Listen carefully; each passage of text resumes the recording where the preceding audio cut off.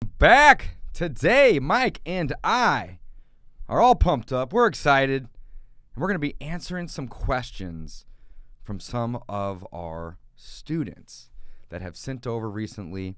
We sent out an email and asked for those who are struggling right now with anything real estate related, talking to sellers, running appointments, motivated seller marketing, writing offers and contracts, and beyond wholesaling as well into the fix and flip realm or the BRRRR method, right?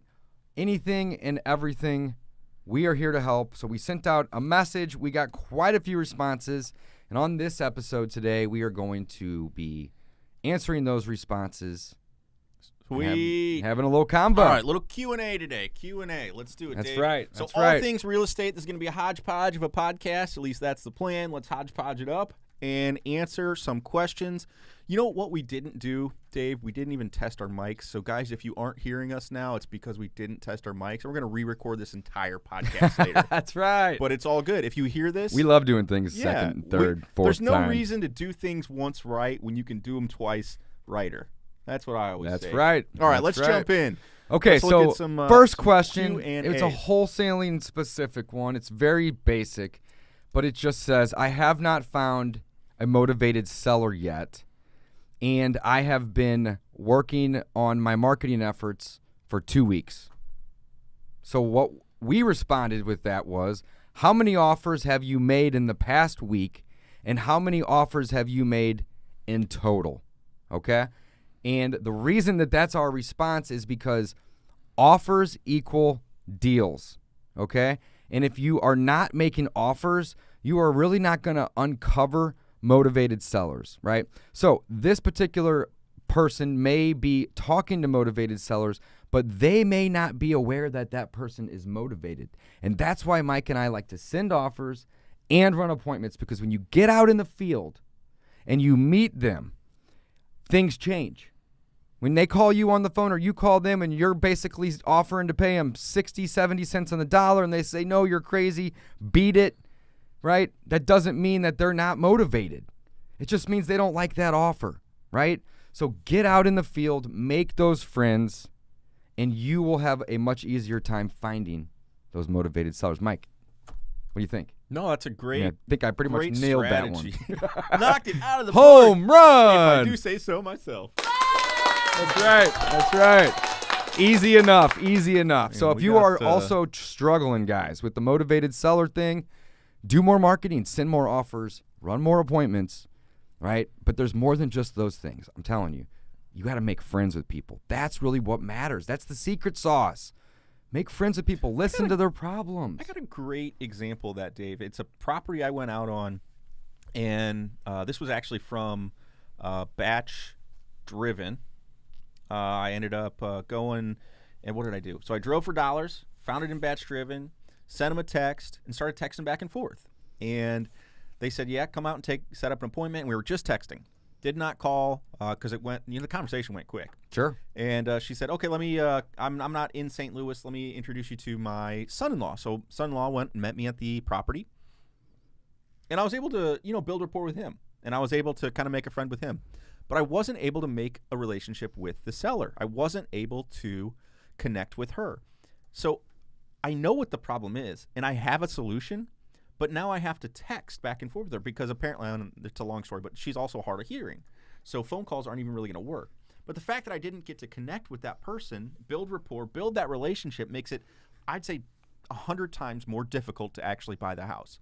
So all these services for mass texting and mass calling are awesome, but you have to get on the phone. So like once you your objective is to get on the phone with people, make offers, figure out what their problem is. That's what Dave was saying. Yeah. That's what I'm circling back to. Right. I know the problem now is that it's a tax issue. So they don't want to sell it for tax reasons. So I've got a solution to that. So that's what I need to propose to them, not just my cash offer and that I can close quickly. That's not helping them. They've got a tax issue that they need help with, so I'm here to help them with that. And you may be wondering what that is. I'll give it to you we're going to offer them to do seller financing to us so that they no longer have those problems of being a landlord because they're going to rent it out again, even though they don't want to. I'm going to say, don't worry about being a landlord. Sell it to me. You're not going to realize all your gains. You're not going to have that tax issue today, but you're still going to get the cash flow from that property because you're going to finance it to me. So again, that's my solution to them. And again, you have to figure out what people's problems are to really win the deals. I love it. A lot of talking over here from me. That's all right. All right. We're going to try to add this on the screen, see if we can't make this a little prettier as we go. That's all right. Cool. All right. Next question. Hey, Dave, how long do you use a contract expiration time frame for the seller to accept the offer? Okay, that's a good question. Also, what would you use as earnest money deposit, which is kind of a loaded question, and we're going to break that down. So, Mike, help me out. How long do you use a contract expiration time frame for when you send offers? Well, kind of depends. It depends on the situation. If I don't think they're going to accept it, I'll usually give them like a week. Or if they say, oh, I've got to think about it or whatever, and they don't seem real motivated, I'll give them a week. Because I need to put a time frame on there. A week or even a month sometimes if it's not motivated at all. If I think somebody is motivated and they're interested in selling, they need to close quickly, you can use this to your advantage to put a little bit of pressure on someone. So you can then say, okay, I sent you this contract. It expires in 24 hours. You've got to sign it in 24 hours or the contract's no good. And here's the reason why. I've got other properties I'm out buying. I can't have my money tied up or my commitment to use my money tied up for a really long time. So either commit to me and I'm buying this one and I'm going to use my cash to buy this house, or I'm moving on. So again, you can kind of use the contract expiration to your advantage, just depending on the situation. Right. Don't overthink it, though. I think that's the main point here. Put a week on there. Put a week on there, right? If they don't sign it but they're willing to sell, you're going to have to send them another one. Not a big deal. You know, if you want to put some pressure, put a couple days. Don't overthink it. Second part of that question. Also, what would you use as an earnest money deposit? Money. I love it. No, but really that's a great question because this really depends on who you're making the offer to. Are you making the offer to a seller? Are you making the offer to a bank? Or are you making the offer to an agent? And I think that really matters. So when making an offer to a motivated seller directly, we typically use $100. Sometimes we'll put $10. Just because it's like really cheap, shitty property that we don't even want, we'll let them know our interest is that bad in it. It's like very low, right?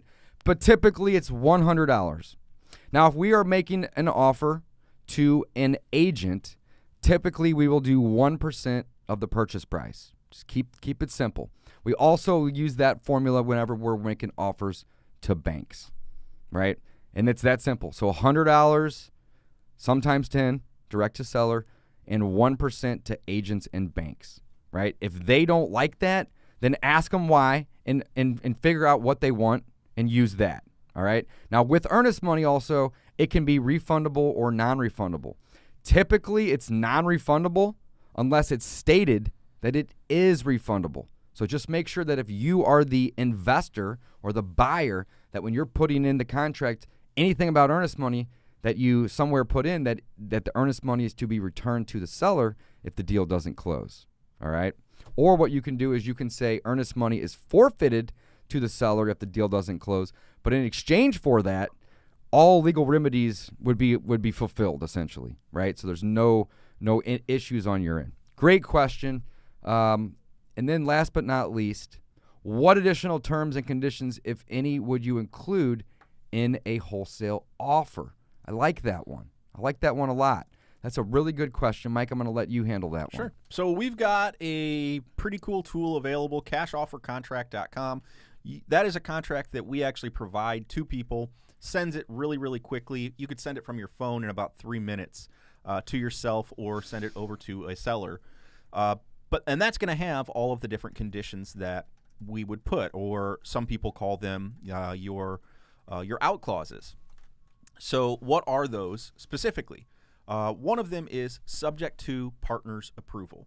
That's one of my favorites because although Dave and I are partners here, we also partner with many other people, including our money partners. That's right. So again, if somebody says, I'm again, if you shop this and none of your money partners or buyers are interested in it, your partner didn't approve.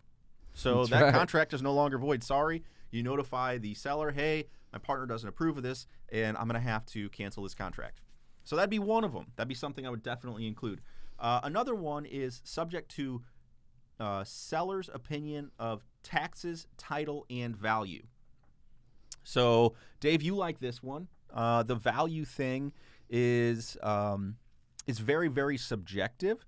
So basically, you put it under contract, and you believe that the property is worth X, and that's why you made your offer at X. But then during your due diligence period, which is your inspection period, you get the opportunity to look up comps, to research further, to find out what is actually happening in the market right around that property. And if you find out that you offered too much or that it's going to cost too much to repair it, your opinion of the value obviously changes. So you're going to say, Mr. Seller, I'm sorry. I believe that the value is much lower than we had originally agreed upon. I'm no longer able to purchase this property. And that is worst case. Dave, we don't actually like to back out of contracts. What do we really do?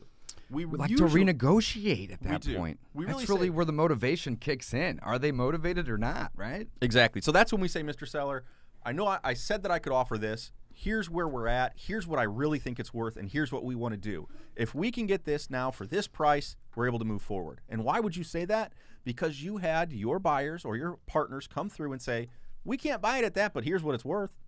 And that's where you're going to move forward on, so that you guys can help that person out of that jam, which is the property, get it sold, and make some money for yourself. I love it, Mike. Thank you for helping with that one. Yeah, anything else you would add? Again, I think those are two pretty good ones, though. I think Partners' so, approval too. And value. Yeah. I think those are very, very important. Yeah, that's probably. I don't know. That's about it. That's about it. Okay, cool. Next question. I'm trying to use Redfin to find the ARV, but I've been struggling. Do you have a video on that or any help with that? So, it's difficult to use Redfin exclusively for ARVs. If you don't have MLS access, I would use a combination of Redfin, Zillow, real estate agent.com. What's the main one? Realtor.com. Realtor.com, and maybe there's probably one or two more that will give you an estimated number, but use multiple of them, right? Don't just pick one, okay? Now, again, these services individually aren't really designed first with the ARV first in mind. It's just an estimated number. So in order to get a really good comp or comps on the property that you are trying to find the ARV on, it's best to use your local MLS or a third-party company that will pull MLS data, okay? Mike and I have MLS access. In fact, Mike's a broker, and we tend to find ourselves using PropStream most of the time to pull comps, all right? Now, the estimated number that even when PropStream gives us one doesn't mean that's what the ARV is. When we are finding an ARV, we have to dig a little, all right? Doesn't mean you got to spend 2 hours doing it, but you got to spend 5 or 10 minutes typically minimum looking at the other properties. How like are they? How close are they? How long ago were they sold, right? What updates did they have compared to yours? And why are the prices the way they are? You have to learn those things, okay? So that's a great question. I would say don't put all your eggs in one basket, and that basket in this case is Redfin.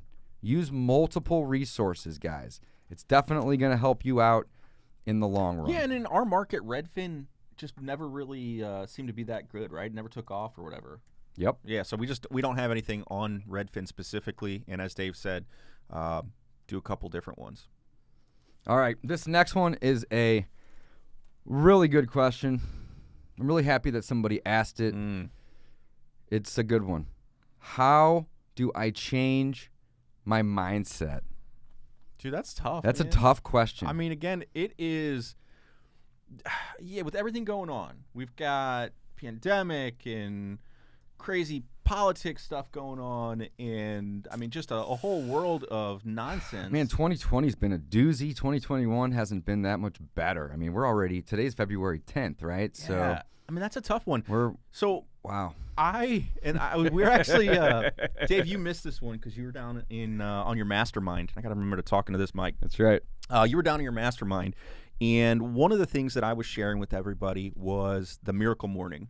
Oh, I love the Miracle Morning. Yes, this is a book by Hal Elrod, and in that book, you got to read the book if you're interested in this.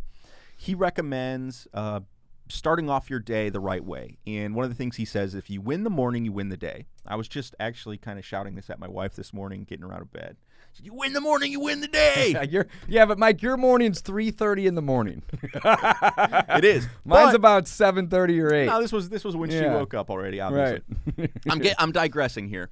So you win the morning, you win the day, and Hal's method is called the SAVERS. And the SAVERS is an acronym for different activities that if you do them all first thing in the morning, so it's basically taking that hard thing first, to get the hardest thing out of the way. And his is SAVERS, and it stands for silence or meditation.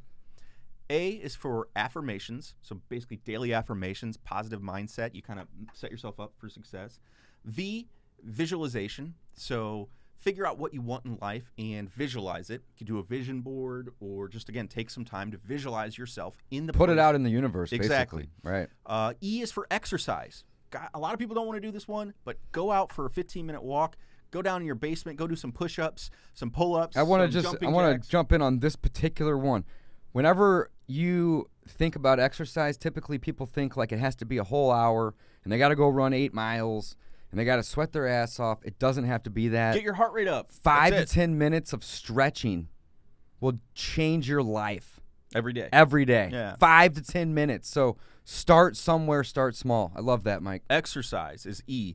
Then R is for reading.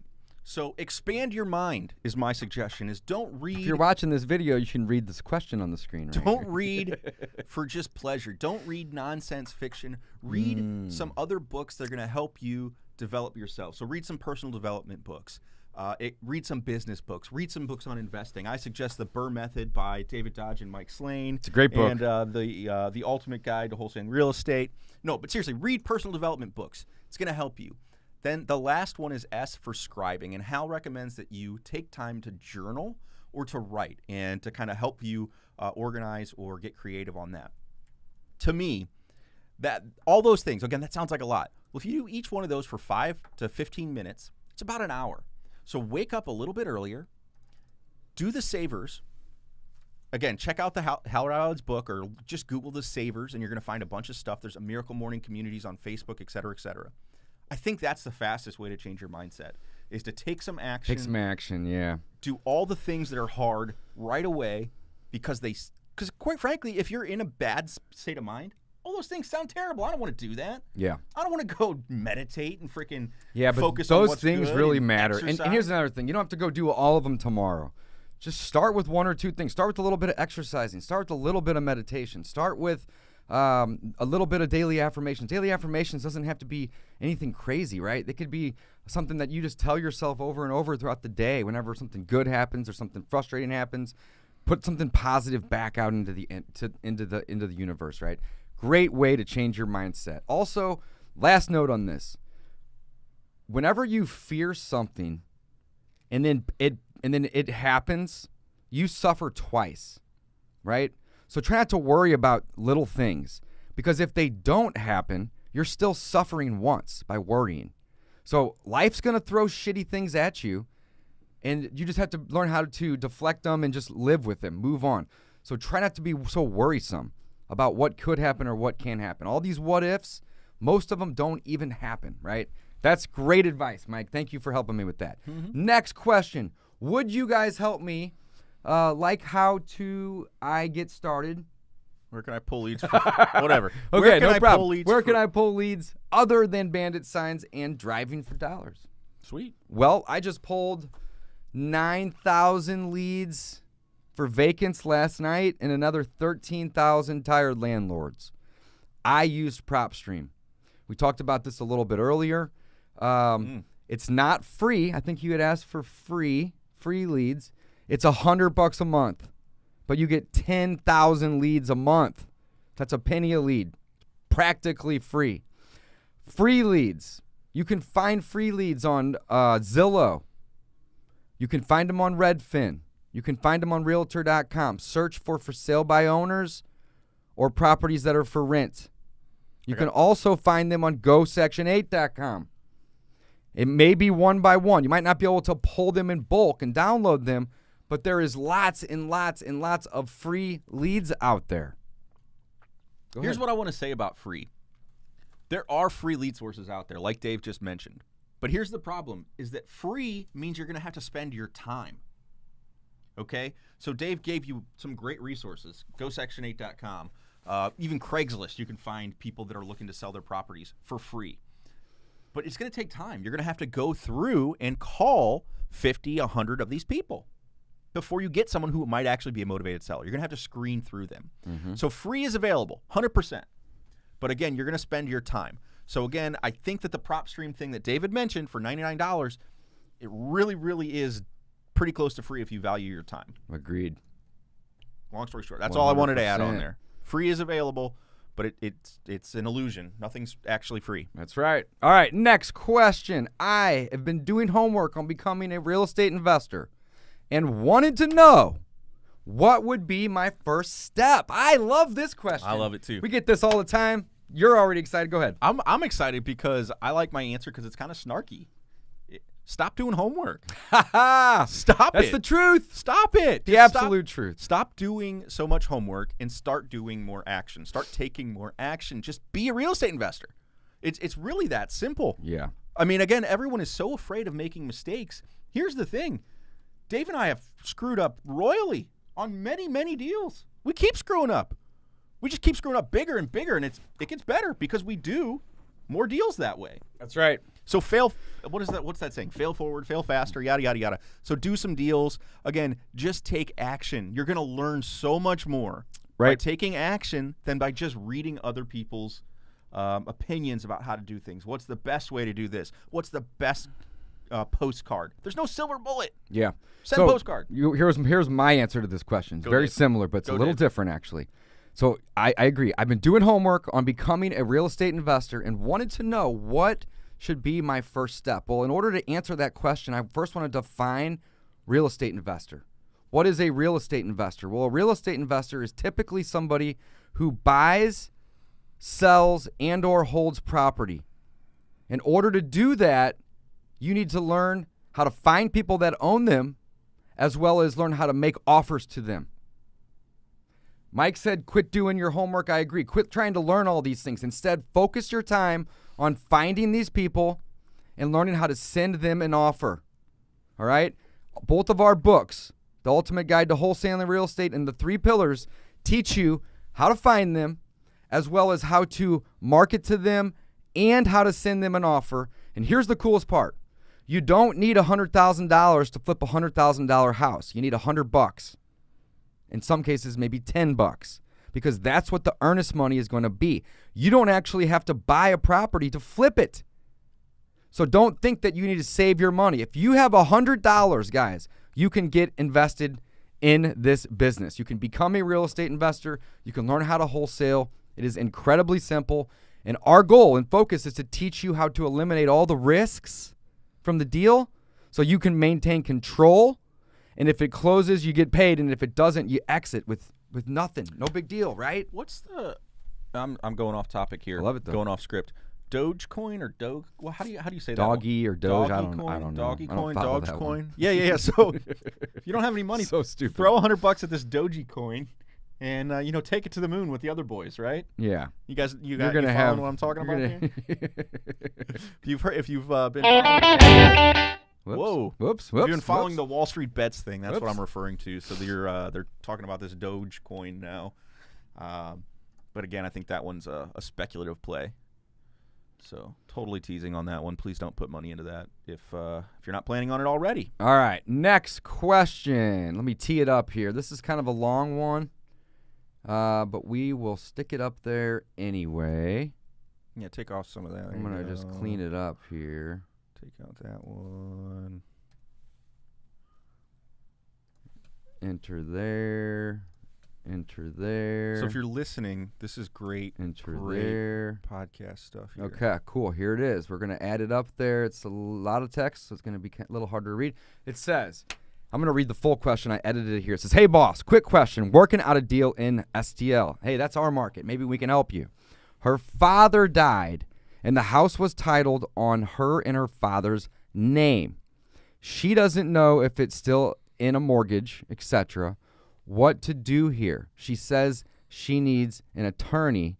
Should we just run her title with my title company, or would I need an attorney? Great question. You don't need an attorney ever, in my opinion. They're way too expensive, and they're just people. Most of them are more dumb than you and I, all right? I have a lot of friends that are attorneys. Not all of them are the smartest individuals. So you don't need an attorney, okay? Title companies, this is their job. This is what they do. This is how they make money, right? The people that own title companies feed their families by solving problems just like this one, okay? So contact the title company. They are going to tell you if you can buy it and when and how and why you might not be able to be, right? They're going to let you know all of these answers. And in the event that there are roadblocks, they are going to be your coach on how to get through them. They may do them for you and charge you money for those issues, or they may tell you, here, you need to go down to the city with this paperwork and do that. Or you need to contact the state and get the death certificate for X and Y and Z. They're going to help you. This is the coolest part about title companies. You can make them your real estate coaches, kind of, for free. You only pay them when deals get done. Yeah. So use them. Ask them for advice on how to do things. And most of the time, they're basically going to say, here's the issue, and here's how to resolve it. And it may or may not be a possibility. But don't go hire an attorney. Just contact your local company or maybe the company that the seller wants to work with. It doesn't really matter. So digging into that, it's going to depend. I mean, so you say it's titled in her and her father's name. It's going to depend on if he had a will, if he had an estate plan, if he had yada, if it needs yada. to go through probate first. So, yeah. But again, the title So company. go to the title company. They're going to help you with that. They're going to figure it out. They're going to tell you what the next steps are. Love it. So, yeah, Dave's answer, 100% correct. Just wanted to clarify or add on to that a little bit. Absolutely. Absolutely. Cool. All right. Hey, couple more. Dave's going to queue up another question, and I'm going to fill up some space here. So if you're watching, thank you so much for watching on YouTube. This is the Discount Property Investor channel. Dave and I also have our own channels where we do more real estate content, and we do some other stuff as well. So check out the David Dodge Show or the Michael Slane. We both have channels out there, and we put out additional content on those as well. That's right. Next question. How, David, do I do my first wholesale real estate deal? Didn't spell that right, but hey, I'm copying and pasting here. Simple. We just talked about this a second ago, guys. Just like how do I become a real estate investor? Do the things that real estate investors are doing. So in terms of this question, how do I do my first wholesale real estate deal? Well, you do so by doing the activities that successful wholesalers are doing. And I can really talk about 3 simple things, which we wrote a book on called The 3 Pillars. And those 3 things are market to motivated sellers. This is a requirement to do a wholesale deal typically. Okay, unless you're an agent and something falls into your pocket, you're going to have to do some marketing to motivated sellers. Number 2, you have to send offers to people, lots of them. If you send 2 offers and they both get declined, don't throw in the towel. We probably get 19 offers declined out of 20 that we send. Hey, maybe 14 out of 15, but regardless, you're going to get a lot of them declined. Now, just because they say no today doesn't mean they're not going to say no in 2 months from now. And that's the beautiful thing. Once you start sending contracts to people, you hopefully have all of their information and lots of notes and a task to follow up on that offer or resend it or whatever, right? So start doing those activities. So 1, marketing. 2, sending offers. And 3 is following up, which I was just talking about. Learn to follow up with these individuals. And if you do all 3 of these things consistently, there is no reason that you will not start doing deals. I love it. So, guys, check out the 3 pillars of wholesaling real estate. Are we still giving that away for free, Dave? We are. Okay, so we still give away a free copy at discountpropertyinvestor.com. Check that out and look for the courses. We've got a 3 pillars course, and it's a free version or a free copy of that book. Do we have enough questions for another episode? We'll just chop this one up. Yeah, well, no, we don't. We have All right, like 2 or 3 more. let's wrap just it up then. Yeah, let's do this. Okay, cool. So let's see here. We got another one here. It says, I'm currently building my buyer's list, but how do I figure out the repair costs when I figure out how does that affect the assignment fee? Or how do I get paid? So this is from my buddy Kendrick. I've been chatting with Kendrick. He's young. He's only 17, so I think he has to see a lot more of the big picture, right? But we're always going to start with the ARV in mind, and that's basically what the property is going to be worth once we fix it up. It's kind of backwards because it has nothing to do with the current repairs right away or the condition of the property. It's take a look at the property and what could it become. Like, what's the highest and best use for the least amount of money? That's what we like to refer to as the ARV. We don't want to be overly optimistic or pessimistic. What's the highest and best use for the least amount of money? That's how you get an ARV, and you use comps to do so. Next, what you're going to do is you're going to multiply that by a discount rate. Depending on if you're a fix and flipper, a rehabber, a wholesaler, that rate could be 90%, it could be 50%. So you're going to multiply it by a discount rate, and that's how we get paid, guys. That's how investors get paid, is the discount rate. That's where the profit comes from. Next, we're going to take out the repair costs. So I think some part of this question was it's multiple questions. How do I build my buyer's list, and how do I figure out the repair costs as well? Again, when we're using our MAO formula, we're going to then subtract out the repair cost and or any fees. When we determine our repair costs, the simplest and easiest way is $10, $20, $30, or $40 a foot. Doesn't need much work, needs a little bit of work, needs a lot of work, needs everything. It's that simple. Take one of those 4, how bad is it, 10, 20, 30, or 40 a foot, and multiply it by the square footage of the property. It's rare that we see properties that are $50 and $60 a foot, but it does happen. And even when we buy our own properties to add to our rental portfolio that don't need that much, we still end up typically spending $8 to $10 a foot. So even really nice ones, even ones that might be listed and look good and clean, once you get in there with your inspector, you're going to find things. So that's how we determine our repairs, and that's how we make our offers, and that's how we figure out what those offers are going to be. Last part of that question, multiple parts here, buyer's list. Mike, help us out. What's the question here? How do I go about building my buyer's list? Don't even worry about it. You're going to build your buyer's list by finding deals. I mean, it's as simple as that. And once you have good deals, the buyers are going to find you. I know it sounds silly, and it doesn't, and you almost don't believe it, but it does happen. The hardest part of this business right now is finding a good deal. If you find a good deal on something, it will get sold. Like, I don't even know how else to answer it. I mean, the simplest thing is, or the easiest way right now is utilizing Facebook groups. We have a ton of activity when we post properties that are off market in local Facebook groups. And again, don't post it in the wholesalers group. Don't post it in the real estate US group. Post it in a local landlord or a local investor group, and just say, hey, I've got an off-market deal in this area, who's interested? And you will get probably 5 or 10 people in an hour saying, hey, I want that property. Like, the market is just it's crazy right now. So don't worry. It's bananas. Do not. I love it. So do not worry about building a buyer's list right now.